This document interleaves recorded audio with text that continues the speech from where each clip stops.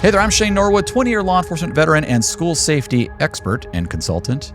In this episode, we're going to talk about how to make the most effective use of your emergency drills. So, if you plan drills for your school, you're not going to want to miss this episode of School Safety Unfiltered.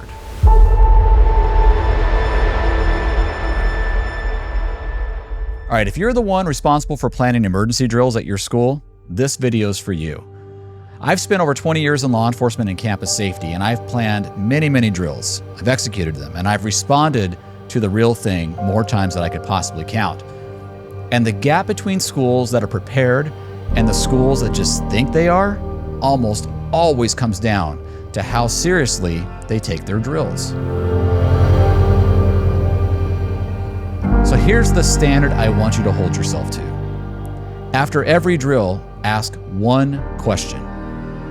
Did my staff learn something today? Not did it go smoothly, not how quickly did we execute the drill, but did they learn something? Look, your job is not to confirm that your staff can follow a script. It's to build people who can think when the script breaks down. It means introducing controlled variables every single time you drill, like blocking the primary exit. You make a key staff member unavailable or incapacitated. Cut out a communication method like your radios or your phones. Because here's the truth. In a real emergency, equipment will fail. The power will go out. The radios will cut out. You've got to plan for that. You have to drill for that. The debrief is where real improvement happens. And it needs to have the right people in the room.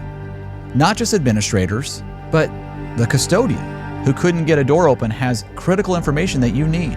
The teacher whose student had a panic attack has critical information that you need. The kitchen worker who could not hear the announcements has critical information that you need. So you've got to include everyone, or at least a representative from every group. Find out where people hesitated. Find out where people had questions. Find out where people did well.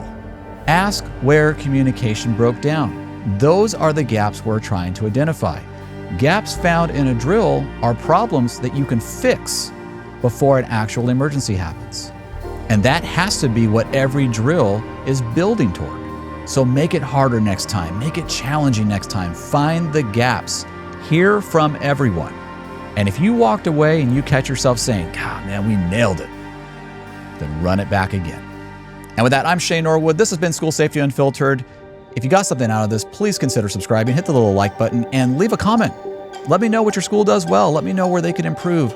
Let me know ideas for future videos, any questions you might have about school safety so I can address those in a future episode. Thank you so much for supporting the channel, and we will see you on the next one.